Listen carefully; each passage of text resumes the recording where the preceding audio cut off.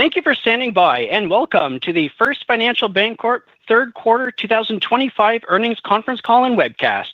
All lines have been placed on mute to prevent any background noise. After the speaker's remarks, there will be a question and answer session. If you would like to ask a question during this time, simply press star followed by the number 1 on your telephone keypad. If you would like to withdraw your question, again press star 1. Thank you. I'd now like to turn the call over to Scott Crawley. You may begin. Thank you, Rob. Good morning, everyone, and thank you for joining us on today's conference call to discuss First Financial Bancorp's third quarter and year-to-date financial results. Participating on today's call will be Archie Brown, President and Chief Executive Officer, Jamie Anderson, Chief Financial Officer, and Bill Harrod, Chief Credit Officer.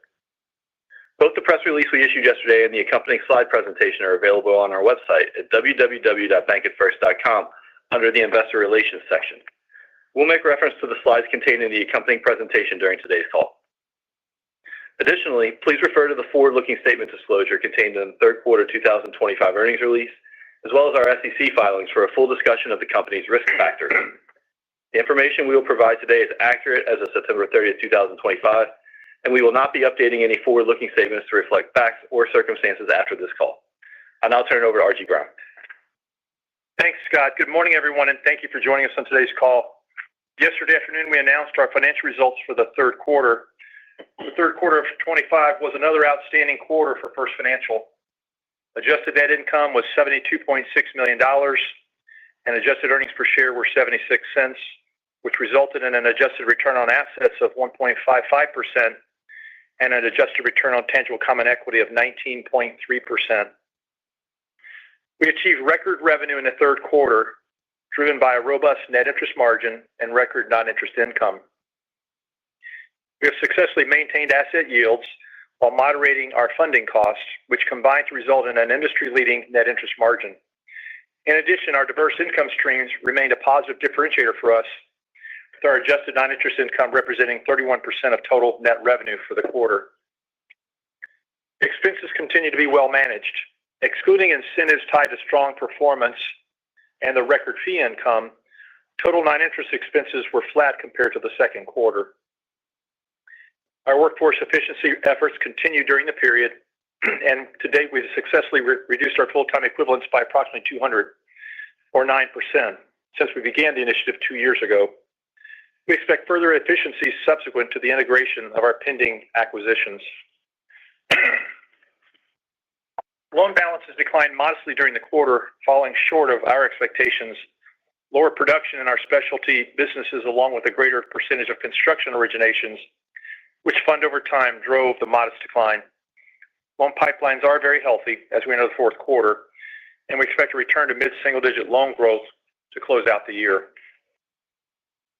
Asset quality metrics were stable for the third quarter. Non-performing assets were flat as a percent of assets, and annualized net charge-offs were 18 basis points, which was a slight improvement from the linked quarter. We're very happy that our strong earnings led to continued growth in tangible book value per share and tangible common equity during the quarter. Tangible book value per share of $16.19 increased 5% from the linked quarter and 14% from a year ago, while tangible common equity increased 47 basis points from June 30th to 8.87% at the end of September. I'll now turn the call over to Jamie to discuss these results in greater detail, and after Jamie is done, I'll wrap up with some additional forward-looking commentary and closing remarks. Jamie. Thank you, Archie, and good morning, everyone. Slides 4, 5, and 6 provide a summary of our most recent financial results. The third quarter was another exceptional quarter with outstanding earnings, robust net interest margin, and record fee income. Our net interest margin remains very strong at 4.02%. Asset yields declined slightly while we managed deposit costs to a modest increase. Loan balances declined slightly during the quarter as production slowed in our specialty lending areas and slower funding construction originations increased as a percentage of the portfolio.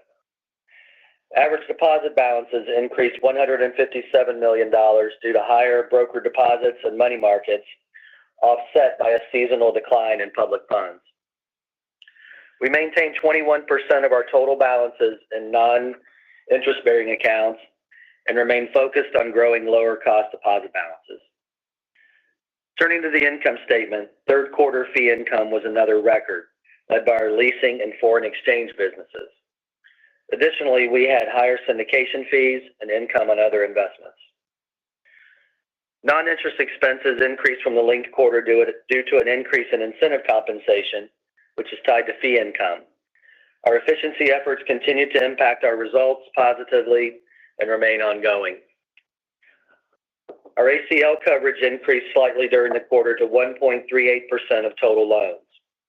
We recorded $9.1 million of provision expense during the period, which was driven by net charge-offs. Overall, asset quality trends were in line with expectations, with lower net charge-offs and non-performing asset balances remaining flat. Net charge-offs were 18 basis points on an annualized basis, while NPAs and classified assets were both relatively flat for the period. From a capital standpoint, our ratios are in excess of both internal and regulatory targets. Tangible book value increased 79 cents to $16.19, while our tangible common equity ratio increased 47 basis points to 8.87%. Slide 7 reconciles our GAAP earnings to adjusted earnings, highlighting items that we believe are important to understanding our quarterly performance. Adjusted net income was $72.6 million, or 76 cents per share for the quarter. Non-interest income was adjusted for a small loss on the sale of investment securities, while non-interest expense adjustments exclude the impact of acquisition and efficiency costs, tax credit investment write-downs, and other expenses not expected to recur. As depicted on Slide 8, these adjusted earnings equate to a return on average assets of 1.55%, a return on average common equity of 19%, and a pre-tax pre-provision ROA of 2.15%. Turning to Slides 9 and 10, net interest margin decreased 3 basis points from the linked quarter to 4.02%. Asset yields declined 2 basis points from the prior quarter, while total funding costs increased 1 basis point. Slide 12 illustrates our current loan mix and balance changes compared to the linked quarter. Loan balances decreased $72 million during the period. As you can see on the right, the decline was driven by decreases in the Oak Street, ICRE, and C&I portfolios, which outpaced growth in Summit and Consumer. Slide 14 shows our deposit mix as well as the progression of average deposits from the linked quarter. In total, average deposit balances increased $157 million during the quarter, driven primarily by a $166 million increase in brokered CDs and a $106 million increase in money market accounts. These increases were offset by a seasonal decline in public funds. Slide 16 highlights our non-interest income for the quarter. Total fee income increased to $73.6 million during the quarter, which was the highest quarter in the history of the company. Bannockburn and Summit both had solid quarters. Additionally, other non-interest income increased $2.8 million for the quarter due to higher syndication fees and elevated income on other investments. Non-interest expense for the quarter is outlined on Slide 17. Core expenses increased $5.7 million during the period. This was driven by higher incentive compensation related to fee income and the overall strong performance by the company. Turning now to Slides 18 and 19. Our ACL model resulted in a total allowance, which includes both funded and unfunded reserves, of $180 million and $9.1 million of total provision expense during the period. This resulted in an ACL that was 1.38% of total loans, which was a 4 basis point increase from the second quarter. Provision expense was primarily driven by net charge-offs, which were 18 basis points for the period. Additionally, our NPAs to total assets held steady at 41 basis points, and classified asset balances totaled 1.18% of total assets. We continue to believe that we have modeled conservatively to build a reserve that reflects the losses we expect from our portfolio. We anticipate our ACL coverage will remain relatively flat in future periods as our model responds to changes in the macroeconomic environment. Finally, as shown on Slides 20 and 21, Capital ratios remain in excess of regulatory minimums and internal targets. During the third quarter, tangible book value increased to $16.19, while the TCE ratio increased 47 basis points to 8.87%. Our total shareholder return remains strong, with 33% of our earnings returned to our shareholders during the period through the common dividend. We maintain our commitment to provide an attractive return to our shareholders, and we continue to evaluate capital actions that support that commitment.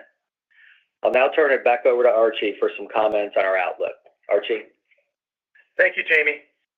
Before we conclude our prepared remarks, I want to comment on our outlook for the fourth quarter, which can be found on slide 22. As we close the year, we expect origination volumes to increase, which should accelerate our growth. Specific to the fourth quarter, excluding Westfield, we expect loan growth to be in the mid-single digits on an annualized basis.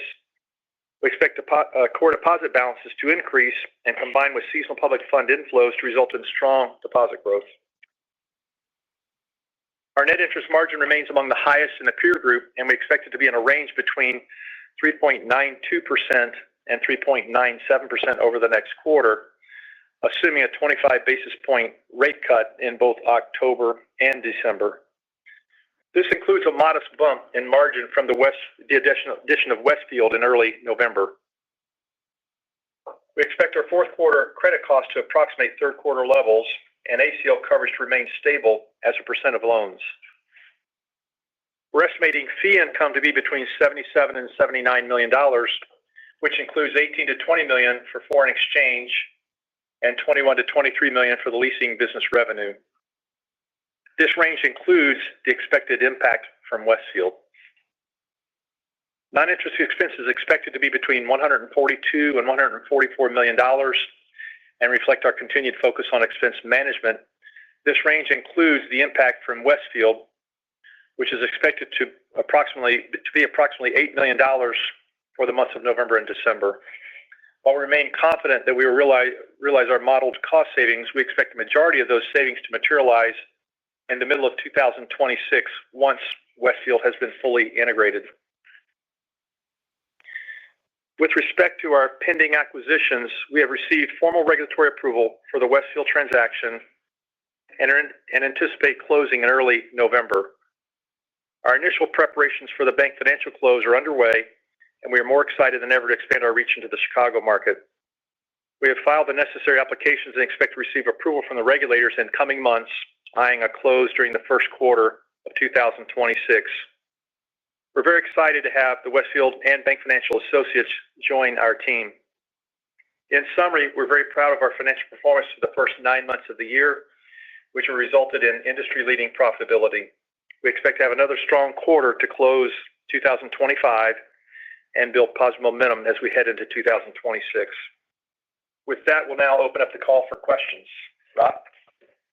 Thank you. We'll now begin the question and answer session. If you would like to ask a question, please press star one in your telephone keypad to raise your hand and join the queue. If you would like to withdraw your question, simply press star one again. Your first question today comes from the line of Brendan Nosal from Hovde Group. Your line is open. Hey, good morning, everybody. Hope you're doing well.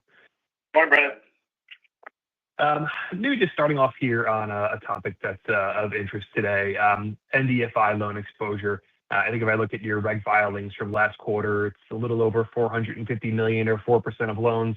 I know that it's not huge, but can you just kind of walk us through that book and let us know whether that exposure falls into any of the known commercial verticals that you already have today? Thanks. Yeah, Brendan, no, we'll have Bill Harrod cover that. Go ahead, Bill. All right, great. We've got, as of the end of the quarter, about $434 million in the NDFI portfolio. It's a diversified, conservatively managed, and anchored in high investment grade tier with currently no adversely rated credits. The bulk of the portfolio is made up of traditional REITs of about $304 million across 46 notes, averaging about $7 million. Consisting of a variety of public traded or privately held entities with investment grade or equivalent. We do have a securitization book within that portfolio of $73 million across 7 relationships. with loans structured using S&P methodology to high investment grade ratings. And we monitor those on a monthly basis with borrowing bases and independent third-party exams on a routine basis. And that makes up the bulk of what we have in that NDFI portfolio. Awesome. That's really helpful color. Thanks for having that prep for us.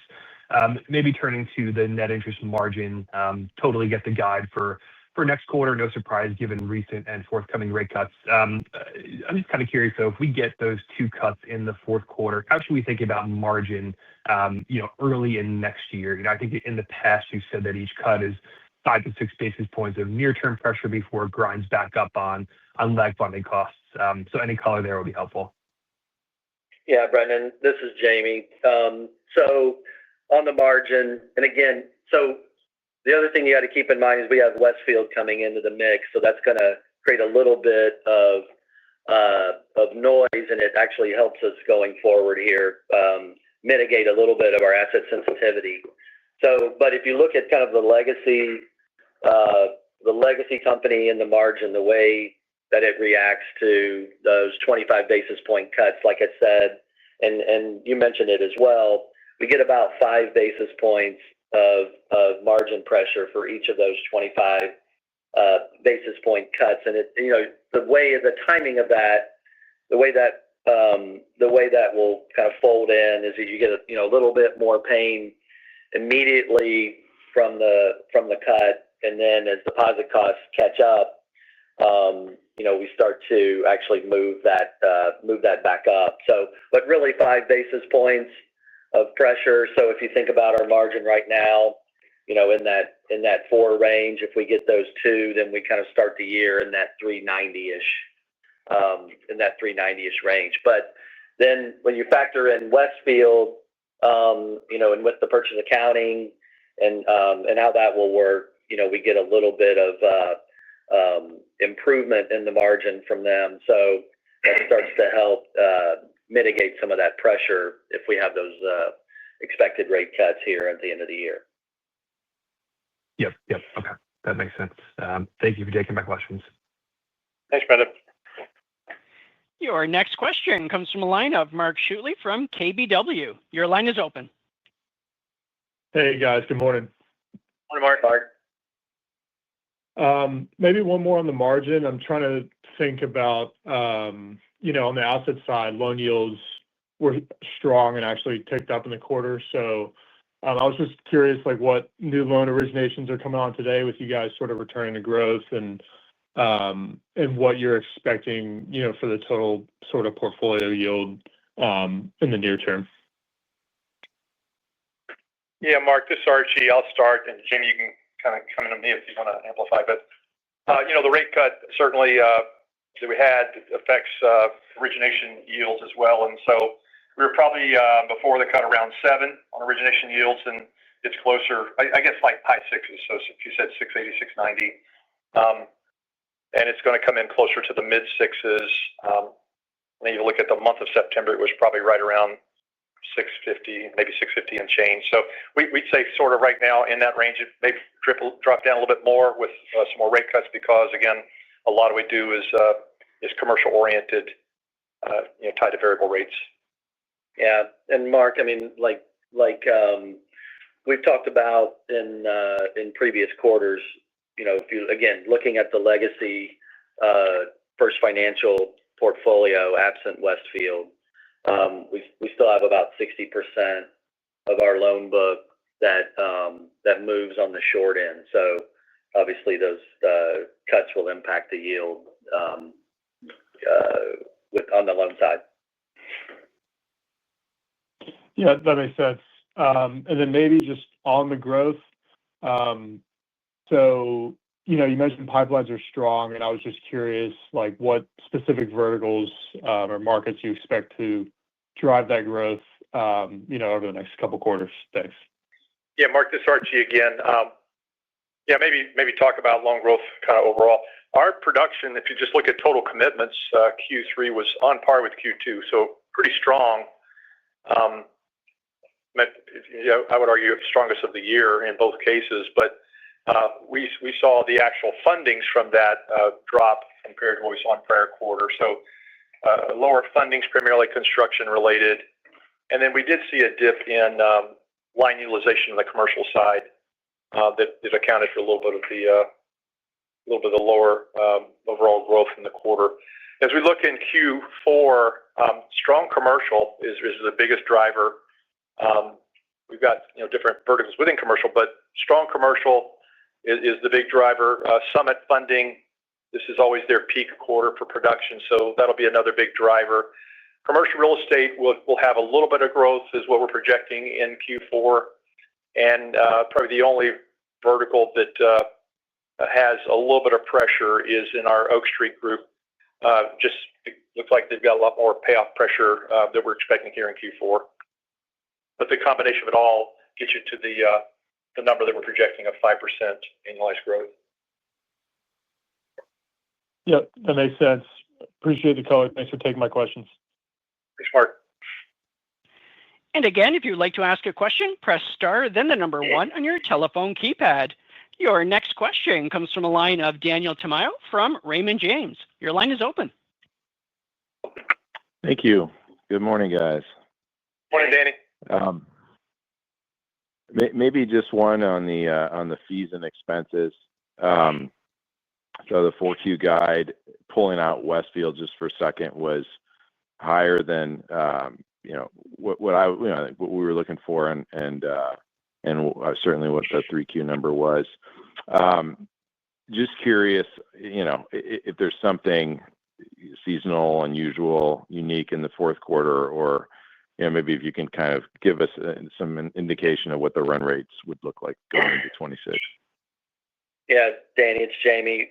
Really the big impact from the third quarter to the fourth quarter in that, again, I think you're looking at just ex-Westfield, kind of the legacy First Financial numbers is really coming from Bannockburn. The forecast that we're getting from them for the fourth quarter is a little higher even than what we had in the strong third quarter. A little bit of bump as well as the in Summit related to the operating leases, and then our wealth department, especially on the M&A and the investment banking side, up just a little bit from that division that we have there. So it's really those three areas, primarily though driven by Bannockburn. And like we have talked before, Danny. I mean, that can bounce around a little bit. So I mean, to kind of talk about that, long term, we look at that business kind of year over year now as growing, in that generally in that 10% range. Yeah, and Jamie, those are all commission-based kind of businesses. So when they do well, you're going to see more commission paid out, which drives the salary costs. Yep. That's great. No, it's very helpful. Excuse me. And my other question, I guess, on the credit side. So a good quarter from a credit perspective, guiding to similar credit costs. Just curious, how long you think those play out. I think in the past we've talked about a little bit higher run rate on the charge-off side. Any read-throughs in the near term past the fourth quarter on credit? Yeah, Dane, this is Archie. I think it's kind of steady as we go. We've I think been saying all year 25 to 30 basis points, kind of mid-20s. Seems to be the run rate for us in the current environment, and I think over a period of quarters, that's what we would expect. Understood. Okay. And then lastly, on the capital front, so you got the two deals closing here in the near term. Take a little bit of a hit to capital, but curious, you'll still have pretty strong CET1. How you're thinking about buybacks? You probably think that stock is a little undervalued right now. once we get past the deals, like if there's a bogey you're looking at on the capital side or any color there would be great. Yeah, Danny, this is Jamie. I think you said it well. What we'll do here over the next really probably 2 to 3 quarters is let the deals flow in and kind of see where we're shaking out in terms of capital ratios at that point. I mean, we are building TCE relatively and tangible book value relatively quickly at this point, and we will take. So the TCE takes about 120 basis point hit once we close the Westfield deal, just because of the all cash nature of it, and then so we'll let the next 2 or 3 quarters kind of play out, and then see where we are and see where we're trading in terms of a multiple at that point. If we're trading anywhere in that 150 of tangible book value or below, we would potentially look at buybacks at that point. Great. Thanks for all the color, guys. Appreciate it. Thank you, Danny. Your next question comes from a line of Terry McEvoy from Stephens. Your line is open. Hi, thanks. Good morning, everybody. Morning, Terry. From talking to some of the other banks that are in your metro markets, in your footprint, kind of surprised with the deposit competition, a bit stronger than I would have guessed, and your cost of funds up a few basis points quarter over quarter. So can you maybe just talk about deposit competition? And you didn't have loan growth this quarter. Next quarter, you're guiding towards that. Does that kind of drive those deposit costs higher as you look to fund that growth? Yeah, Terry, this is Archie. I'll start. It was modestly up for the quarter. I mean, I would argue it was flattish. And with the rate cut that occurred, we did take some, I think, decisive actions on the deposit side that went into effect really this quarter. So we have more short-term rate cuts coming, but we would expect a reduction in our deposit cost going forward Q4. I mean, did a pretty aggressive cut.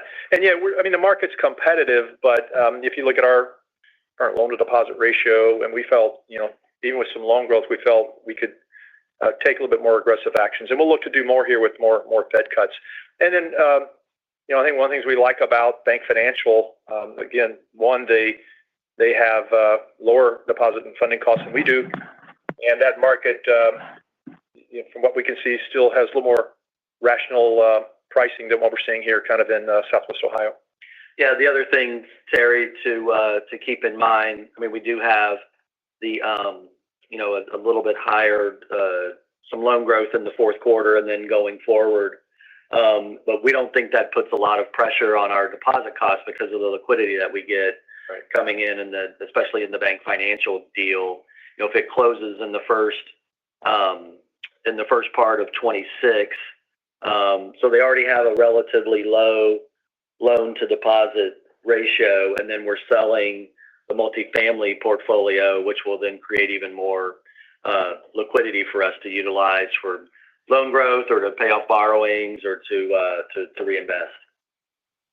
That's great. Thank you. And nice to see the FX trading and the 4Q guide higher at 18 to 20. I just want to make sure that run rate looking out into 26, do you think that is more consistent of next year, or is this more of just a couple strong quarters and next year we'll go back to some of your prior comments on the outlook for that revenue line? Well, certainly Q4 would be a peak for them, Terry, if they hit the numbers that are being projected. And as Jamie said, it sort of bounces around. We look at it more on kind of an annual or kind of 4-quarter basis, rolling even. They will. We've owned them now for quite a while, and what we've observed is they grow. They may flatten out a little bit, then they hit another growth spurt. But if you think 5 to 10% kind of growth rate, I think you're in the ballpark for what we would expect them to do. Yeah, Terry, and this is Jamie. As we look out kind of into 26, I mean that will. I wouldn't annualize this fourth quarter number that we're talking about. So I would look more into 26 at like a $65 to $70 million, type of a run rate for them.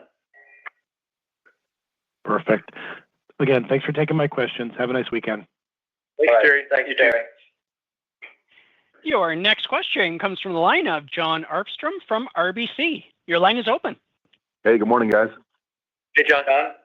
Hey, Jamie, in your prepared comments, you touched on the workforce efficiency efforts.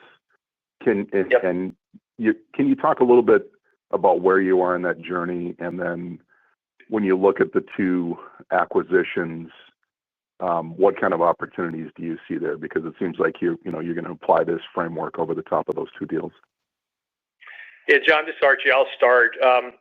We're probably 90% of the way through the company, the First Financial legacy company now. So, there's a little bit left in some areas, but it's probably going to be a couple of quarters more to get a little bit of opportunity out of those areas. So, as I think we alluded to in our comments, that we think the opportunity, to continue to get efficiency comes from the two acquisitions. And I think in the Westfield case, we had set around 40% expense reduction from the combination, and I think we're well on our way to achieve that, maybe slightly exceed it.